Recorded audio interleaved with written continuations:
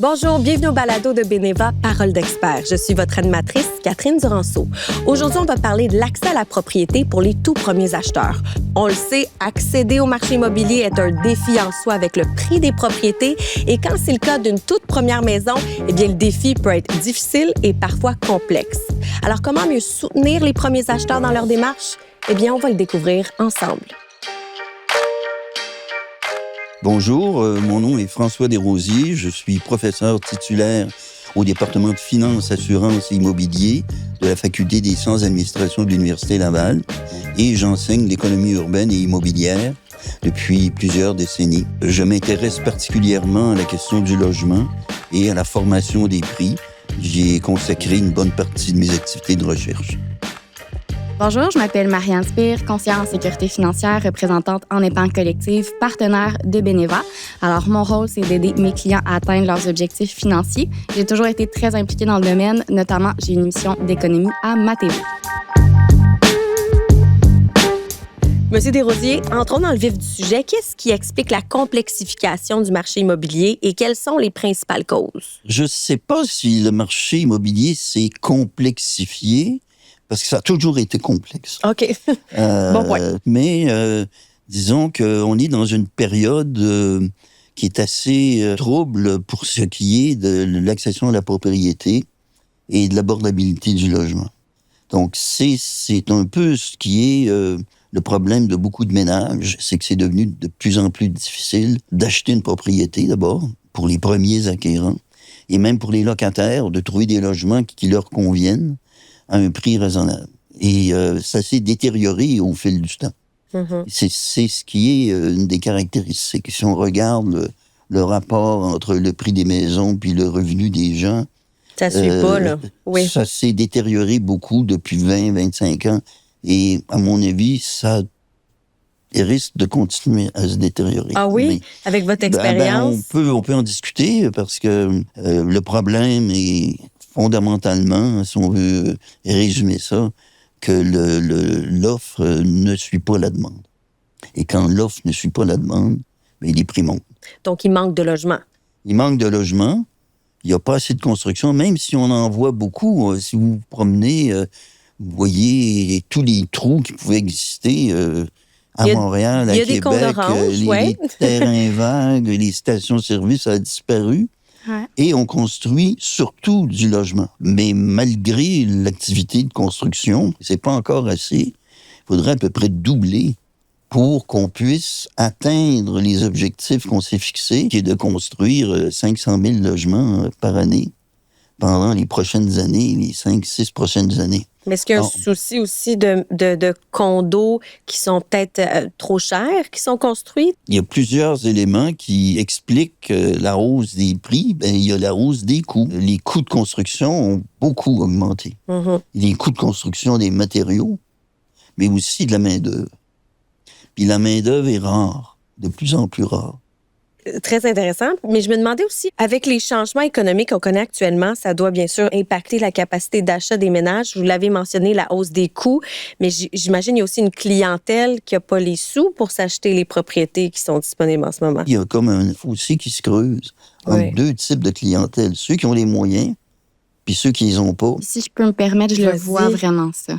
Tu vois la différence? Oui, c'est des jeunes dans la vingtaine qui ont déjà acheté leur propriété, que la mise de fonds a été mise par un parent, qui ont habité chez leurs parents durant toutes leurs études, que ça a été beaucoup plus facile. Puis d'autres qui sortent avec des prêts étudiants, qu'ils n'auront pas d'aide des parents pour y accéder. Puis je vois ce fossé-là se creuser. Le problème, c'est que lorsque les gens ne peuvent pas accéder à la propriété, donc ils restent locataires, ils engorgent le marché de la location. Et donc, les loyers montent. Les prix montent et les loyers montent. Et en fait, il y a une relation positive entre les deux. Quand le prix des maisons augmente, ça devient de plus en plus difficile d'accéder à la propriété. Ouais. Donc, on se rabat sur le locatif, comme la demande locative augmente. Et en dépit de la construction qu'on observe, les loyers augmentent. Et souvent, on parle de clientèle intermédiaire. Ça, c'est quoi exactement? C'est ceux qui sont au niveau des revenus, par exemple, qui ont quand même des revenus suffisants pour épargner, mais pour qui la situation se détériore quand même. Parce que c'est trop cher, donc. Oui, ça peut se traduire par le fait que vous achetez une propriété, Mais étant donné que c'est très cher et qu'une grosse partie de votre revenu va au coût du logement, Oui. ben vous devez couper sur d'autres choses. Par exemple, la nourriture, les vacances, les restaurants. Les gens aiment beaucoup aller au restaurant, mais ça coûte Ça coûte cher. très cher. Oui. Très, très cher. Y a-t-il un pourcentage là, maximal qu'on devrait mettre sur notre hypothèque ou maison? Ben, historiquement, on a entendu parler comme du 25 30 du revenu brut. Puis ça, c'est pour l'ensemble des frais reliés à l'habitation. On fait aussi les frais de chauffage, les frais d'électricité, Voilà. etc. Mais tu sais, moi, j'en fais des budgets beaucoup là, par année avec beaucoup de gens. Puis c'est très rare que je vois que ça représente 30 là, on est souvent plus autour d'un 35, 36. Puis, tu sais, une règle encore plus générale qu'on entend parler, c'est le 50-30-20. Fait que 50 du budget, des dépenses du budget qui s'en va dans les besoins de base. Donc, logement. Ouais, c'est ça. Un 30 qui s'en va dans les désirs, puis un 20 qui s'en va dans l'avenir. Fait que l'épargne, etc. 2 budgets sur 3 que je fais, on est plus autour de 70 que de 50 Ah, de banc. Ouais, wow. chez les jeunes, c'est ça que je vois, en fait. Fait que c'est sûr que là, il faut couper à quelque part. Puis on a tendance à aller couper dans l'avenir en premier. Mais c'est dommage, mais c'est pas ça qu'il faudrait faire. T'sais. Fait que oui, là, c'est les restos puis ces choses-là. Puis c'est poche avoir à dire à quelqu'un de faire ça. Puis je pense que c'est pas non plus notre rôle de lui dire, mais de l'amener à le réfléchir par lui-même. Là. On a besoin d'avoir des experts comme toi qui nous conseillent, comme vous, là, pour prendre des bonnes décisions dans ces situations-là. Et je suis curieuse, comment la réglementation municipale peut avoir un impact aussi sur la hausse des prix, sur l'accessibilité? Alors, c'est un autre élément.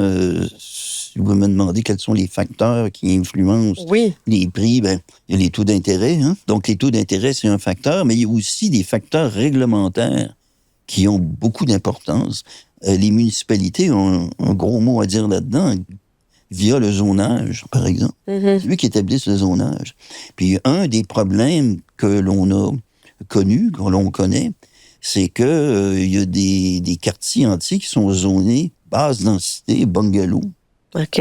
Alors que là, on aura besoin de densifier le territoire pour construire pas seulement des grands blocs de 50 étages, mais ne serait-ce que de remplacer un bungalow par 4 logements, des quadruplex. Bon, donc ça prend une réglementation qui le permet.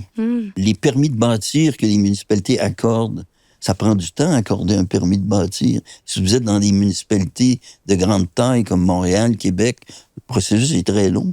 Alors ça, il y a quelque chose, en 2023, il y a eu une nouvelle loi, le projet de loi 39, qui est venu modifier la loi sur la fiscalité municipale, qui a accordé aux municipalités un grand nombre de permissions pour faciliter justement la construction de logements. Donc oui, les municipalités ont un gros mot à dire, et puis on ne pourra jamais régler la crise du logement sans la collaboration des municipalités. Il faut que ce soit le fédéral, le provincial, puis les municipalités. Tout le monde ensemble. Oui. Pas un tout seul. Et puis, il n'y a pas un remède miracle. Et Marianne, toi, tu as accès aux jeunes, aux clients qui veulent s'acheter une toute première propriété. À quoi ressemble leur réalité pour ceux qui souhaiteraient là, devenir propriétaires pour la première fois? On dirait que tout le monde a beaucoup d'angoisse parce que ce qui est répété comme message, comme dans ce qu'on dit aujourd'hui, dans les médias, sur les réseaux sociaux, c'est difficile l'accès à la propriété. Puis c'est vrai, mais il y a des gens qui ont eu de l'aide des parents, qui sont en certaines postures. Puis, tu sais, j'en vois là, des clients qui accèdent à la propriété. J'en ai eu cette année, j'en ai eu l'année dernière. C'est vraiment agréable qu'on voit leur projet se réaliser. Puis c'est pas tous des gens qui ont eu de l'aide des parents. Puis c'est même des gens qui, au départ, me disent je vais acheter dans 4-5 ans. Puis finalement, tu sais, il y a quelque chose qui arrive. Puis ils ont été capables d'amasser les sous plus tôt. Ils arrivent dans le bureau avec beaucoup d'angoisse. Il y en a même que je vois qui disent j'aimerais ça, mais tu sais, ça sera pas possible. Avant même déjà d'avoir découragés. Oui, avant même d'avoir regardé le budget, avant même d'avoir regardé leur situation, c'est ça que je vois. Oui. Est-ce que c'est commun? On parlait un petit peu des parents qui aident et parfois on achète une maison plus facilement, mais le love money, ce terme-là, est-ce que c'est assez commun comme situation? Je pense que c'est beaucoup plus commun qu'avant. Il y a beaucoup de gens qui cherchent à donner de leur vivant maintenant. Fait que c'est sûr que la première chose à regarder, c'est comme dans un avion, là, c'est de mettre son masque d'oxygène avant de le mettre à l'enfant. Mais une fois que on a posé la question à notre conseiller, puis on a regardé, là, c'est vraiment possible de simuler. Si j'enlève 50 000 de mon REER, de ton CELI, de ton REER, puis tu donnes à ton enfant, est-ce que tu vas avoir la même retraite? C'est tout à fait possible de le faire. OK. Une fois que cette question-là est réglée, ça peut être envisageable, mais là, c'est de préserver la relation avec son enfant. Là, fait que c'est d'avoir des barèmes très clairs. Puis c'est sûr qu'à ce moment-là, je recommanderais d'avoir une rencontre avec le conseiller et le parent. Et le parent, c'est vrai. Puis quand on dit love money, dans le fond, c'est un don d'un parent. Concrètement, comment tu décrirais ça? Bien, c'est ça, là, j'ai parlé comme d'un montant d'argent qui serait peut-être mis pour aider pour la mise de fonds. Mais c'est sûr que des fois aussi, ça peut être que le parent va être co-signataire parce que la personne ne se qualifie pas tout à fait pour son prêt. Je dois te confirmer que le signataire m'a servi. Oui. Et grâce à ça, la banque était plus rassurée. Donc, c'est ça, j'imagine. Exactement. Il faut faire attention là, parce qu'il faut s'assurer que, à un moment donné, si on ne se qualifiait pas pour un certain montant, il y avait comme des raisons. Là, mais je comprends que des fois, c'est vraiment circonstanciel, comme par exemple un travailleur autonome qui se lance. Travailleur autonome est dans un domaine qui travaille déjà depuis longtemps, puis là, il n'y a pas les 2 ans de revenus de travailleur autonome pour. Écoute, est-ce que tu as lu mon dossier, Marianne? C'est ça? C'est un peu ça. Mais il y a quelques années quand même. Okay. Mais c'est exactement ça. C'est bon, ça. Ben, donc, c'est ça. Fait que, il faut y aller avec la logique, mais sinon, c'est sûr que si on ne se qualifie pas, ben là, c'est de creuser pourquoi, là, parce que c'est. Au final, si on n'est pas capable de payer l'hypothèque à chaque mois, ben ça va pas. C'est sûr. Mais en effet, fait co-signataire aussi. Fait que, dans ce cas-là, il n'y a pas eu de don en argent, mais on a aidé quand même la personne à accéder à la propriété. Puis sinon, pour le don en argent, oui, c'est vraiment comme un don, en fait. Oui, absolument. Ouais. Puis je trouve que le rôle de conseiller a beaucoup évolué au cours des dernières années. Comment tu dirais que tu fais une réelle différence aujourd'hui pour aider les futurs acheteurs? Bien, comme j'ai dit tout à l'heure, je sens beaucoup d'angoisse quand que les jeunes me parlent d'accéder à la première propriété. Puis je sens que mon rôle vient vraiment réduire cette angoisse-là. Ouais. Je pense qu'il y a une époque où est-ce que notre rôle, c'était surtout de mettre un produit de l'avant. Puis les produits financiers étaient pas vraiment accessibles, disons, pour la moyenne de la population si on passait pas par un conseiller. Fait que c'était surtout de présenter les produits. Mais là, on n'est plus du tout là. Tu sais, l'accès aux produits est plus facile sur Internet et tout. C'est plus accessible. Nous, c'est vraiment d'être capable d'avoir une vue d'ensemble de la situation, mais puis un regard extérieur, pas émotif, puis d'arriver avec des solutions qui vont correspondre à son besoin, mais également à sa capacité. Là. Et parlant de solutions, ce serait quoi les stratégies pour les aider à mettre des sous de côté pour la mise de fonds? J'imagine que tu as différentes stratégies que tu proposes à tes clients. Oui, bien, je dirais que, il y a la stratégie au niveau du budget. Oui. Puis il y a la stratégie comme d'investissement ou de placement. Puis au niveau du budget, il y aurait, premièrement, toutes les dettes à haut taux d'intérêt, fait carte de crédit et tout. C'est sûr que ça va nuire ou ça va annuler notre effort d'épargne parce que le taux d'intérêt est trop élevé par rapport à ce qu'on pourrait générer avec nos placements. Fait que c'est de commencer par focuser sur le remboursement de ces prêts-là. Ensuite, c'est de venir mettre des prélèvements automatiques, fait que de l'épargne automatique. Puis ce qui est bien, c'est si ce prélèvement automatique-là, il peut simuler un petit peu l'hypothèque qu'on s'attend à payer. Fait que si c'est 1 500, 2 000 par mois, de voir est-ce que je suis capable de le mettre de côté. Puis si on est déjà en logement, puis par exemple, mon logement est 1 200 par mois, c'est de voir si je suis capable d'économiser la différence, dans le fond. Puis on les met dans des comptes, par exemple, soit CELI ou REER. C'est exactement là où la stratégie de placement embarque, dans le fond. Fait que c'est la première étape. Ou CELIAP pour les premiers acheteurs, qui est à peu près ce qu'il y a de mieux, qui est vraiment fantastique parce que vous avez une déduction fiscale du montant que vous investissez, puis c'est à l'abri de l'impôt. Alors, c'est ce qu'il y a de mieux, mais on a droit à 40 000 $ pour quelqu'un qui veut devenir propriétaire pour la première fois. C'est là-dedans, d'abord, qu'il devrait investir. Plus CELIAP que REER pour faire le wrap? Encore plus, parce que c'est encore plus avantageux pour les premiers acheteurs. OK. Puis si on compare avec le REER et le wrap, juste pour bien distinguer la différence. Oui, c'est ça. C'est comme, j'ai juste parlé dans le fond de la stratégie budgétaire. Puis quand on embarque dans la stratégie d'investissement, il faut choisir un véhicule de placement. Fait que c'est là où le CELIAP peut vraiment prioriser quand on a un projet d'achat de première propriété. Ensuite, on peut venir le jumeler avec le REER ou le CELI. Puis je vais commencer par expliquer le REER parce que le CELIAP, c'est le meilleur des deux mondes entre le CELI et le REER, dans le fond. Fait que le REER, quand on met des sous à l'intérieur, ça vient réduire notre revenu imposable. Fait que si je gagne 60 000, je mets 5 000 en REER, je vais être imposé sur 55 000. Ce que je peux faire avec le REER, c'est de rapper. Fait que c'est de le convertir en régime d'accès à la propriété, RAP. Puis à ce moment-là, je peux retirer jusqu'à 60 000 de mon REER avec le régime de RAP, puis l'utiliser pour ma mise de fonds.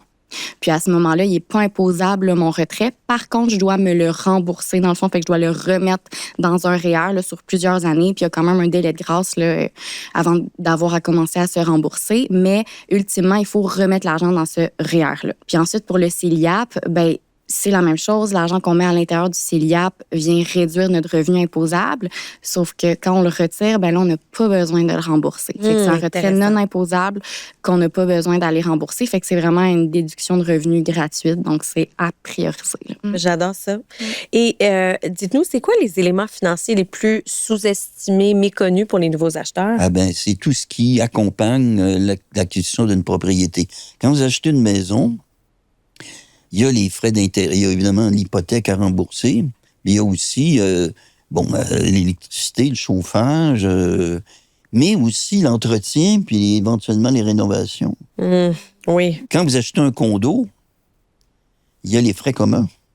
Et les frais communs ont beaucoup augmenté depuis quelques années et à juste titre, et c'est une bonne chose, parce qu'ils étaient beaucoup trop bas avant. Puis en plus, quand vous achetez une propriété, ben il faut vous meubler, il faut prendre des électroménagers. Donc, tous ces aspects-là, c'est absolument important de les prendre en considération. C'est pas juste l'hypothèque. Puis aussi, taxe de bienvenue, taxe municipale, notaire, je pense, tout, inspection, ouais, frais d'inspection. Et c'est quoi la différence si on prend notre assurance, on prend une assurance hypothécaire avec notre banque ou avec notre assureur? Il y a vraiment beaucoup de différences, honnêtement. Puis je veux pas sembler partisane dans ma réponse, mais de façon générale, dans l'industrie, c'est très recommandé de ne pas prendre son assurance avec le prêteur lorsque c'est possible. Dans le fond, avec un assureur, le prix de l'assurance va être fixe pour la durée du contrat, puis le montant pour lequel on est assuré, fait que le capital va être fixe pour toute la durée du contrat également. Fait que disons 500 000 pendant 25 ans, ça me coûte 47 pièces par mois. On va dire 50 pour faire rond, là.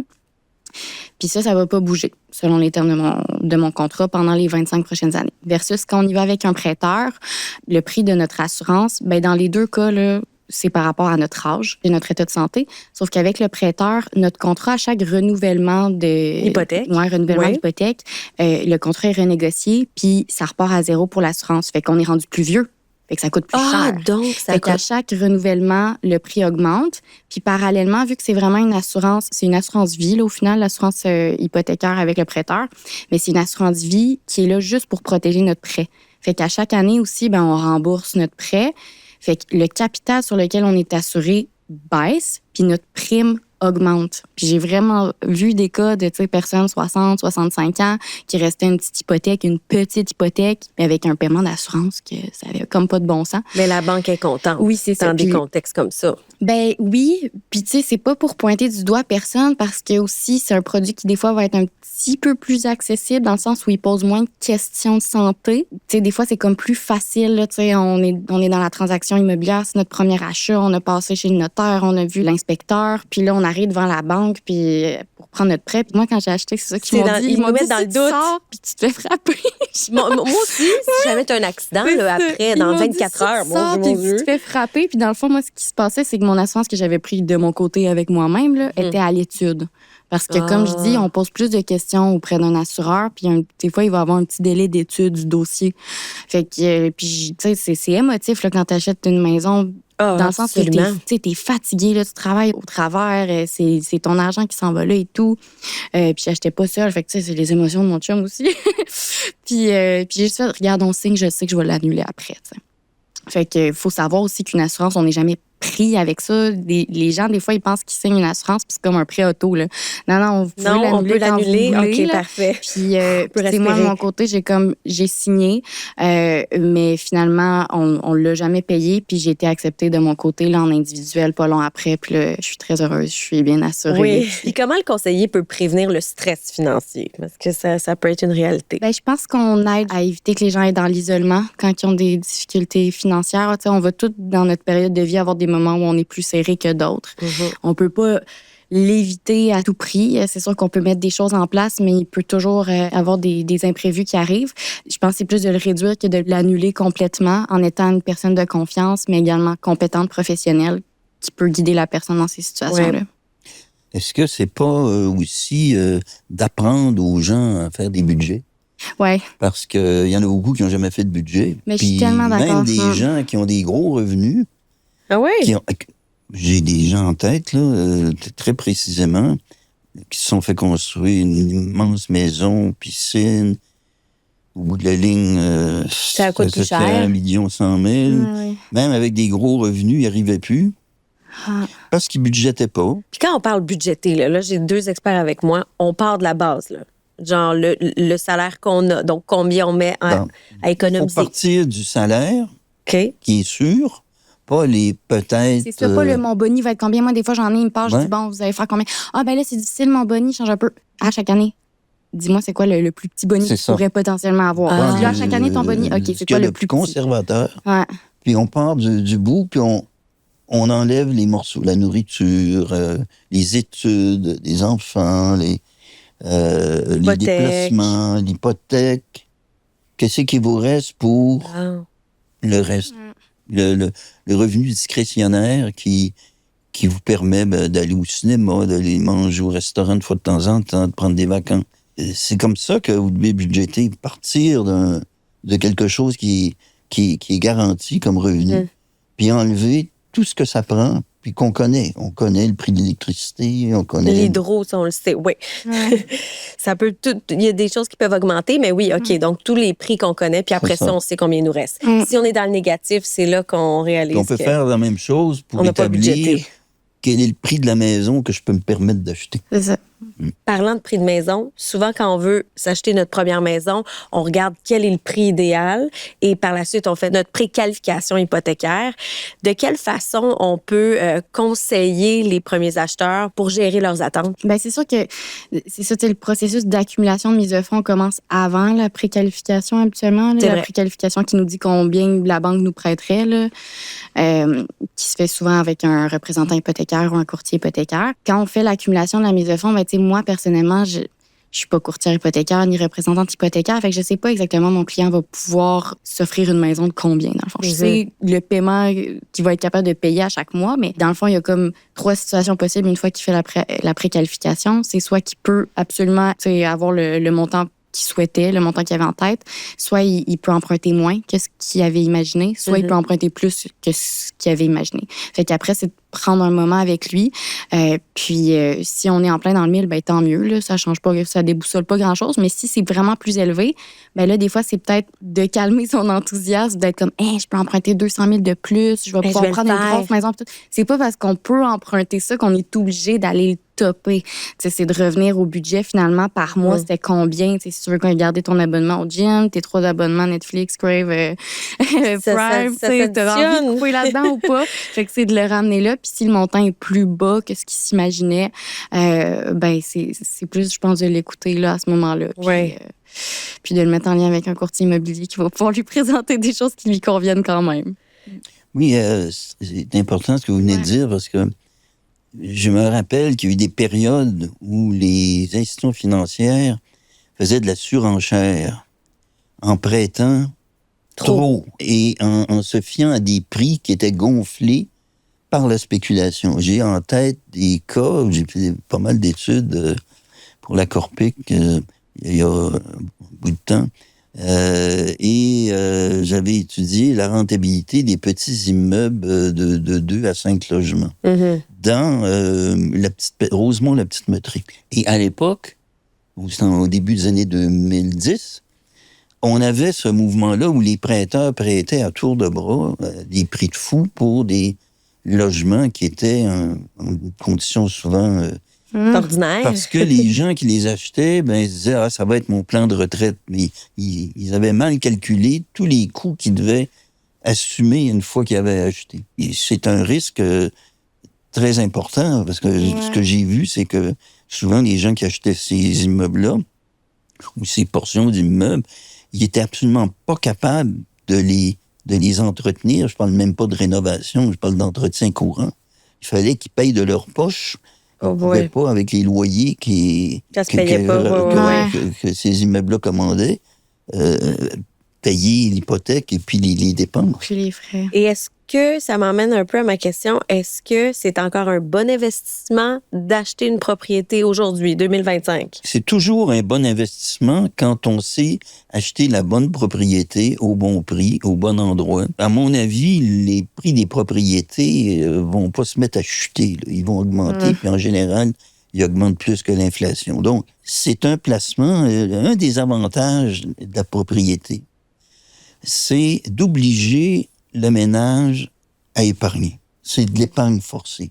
Très souvent, les Tellement. gens, les gens C'est vrai. qui n'ont pas qui ont pas de propriété, ben ils dépensent sur d'autres choses. Ben finalement, ils épargnent pas. C'est ça. Tandis que quand vous êtes propriétaire, ben vous avez une obligation d'épargner pour payer votre hypothèque. Ouais. Puis votre hypothèque s'amortit puis se rembourse. Donc, vous devenez éventuellement propriétaire et puis à partir de là, c'est un capital que vous avez. Donc, c'est ça l'avantage.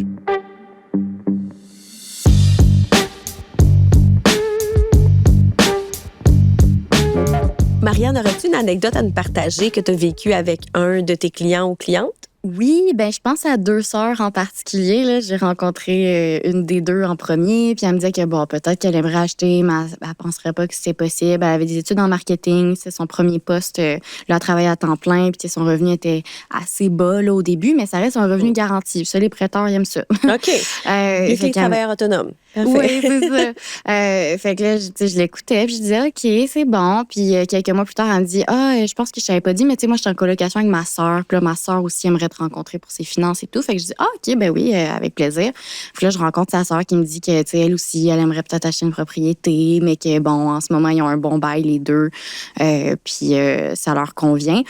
Puis là, finalement, je les ai comme poussés un peu. J'ai dit, ben, tu sais, allez faire une préqualification. Je vais vous référer à un courtier hypothécaire. Puis au début, elle était un peu hésitante. Il me disait, non, je pense vraiment pas que ça va être possible. T'sais, on veut pas être plus déçus que. Ouais, que là. C'est ça, on n'en a pas pour l'instant de déception. On n'a juste pas d'attente. Fait qu'on veut pas se faire vivre une déception. Puis finalement, en fait, je leur ai juste envoyé les coordonnées. Puis j'ai pas vraiment eu de nouvelles d'eux avant quelques mois. En fait, j'ai pas eu de nouvelles d'eux avant vraiment un bout, jusqu'à ce que la courtière hypothécaire m'appelle pour me dire « Hey, merci pour la référence. Tes clientes, ils ont acheté. Je voulais juste te dire, ils passent chez le notaire telle date. » Je suis là. Hein? C'est ça. Fait que là, j'ai appelé une des 2 sœurs. J'ai dit « Hey, vous avez trouvé? » Ils m'ont dit « Hey, oui, on est tellement contentes. Merci vraiment beaucoup. » Puis quand je les vois, ben, je suis toujours contente là, de où est-ce qu'ils étaient puis de où est-ce qu'ils sont arrivés. Puis quelque chose qui est un petit peu drôle, c'est qu'à ma dernière rencontre avec une des 2, ben, tu sais, je les rencontre par Teams. Puis on est toujours un peu en mode professionnel. Puis là, je voyais une personne passer en arrière comme être en pyjama avec quelque chose sur la tête et tout. Puis j'ai fait, ben ça, c'est sa sœur, c'est ma cliente. J'ai Oui. dit, c'est Eliane. Elle dit oui. J'ai trouvé ça drôle là, C'est le fun. de les voir un peu comme ça dans l'intimité. Ça rend ça plus humain, puis ton rôle de conseillère est allé encore plus loin. Ouais, fait que c'est ça. gratifiant. On a passé beaucoup d'étapes ensemble. C'est ça. La prochaine étape, je fais la rencontre en pyjama. C'est ça. J'arrive. Je suis là. Ouais.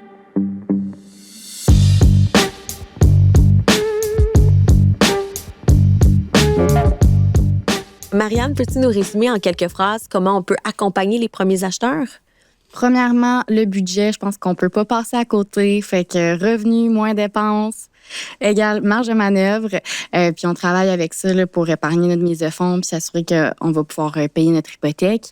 Une fois que le budget est fait, ben c'est d'arriver avec un plan d'action puis de suivre son client Jusqu'au bout. Jusqu'au bout. Oui. C'est ça. Puis de lui présenter une stratégie d'investissement qui va lui permettre d'arriver à cet objectif-là le plus rapidement possible.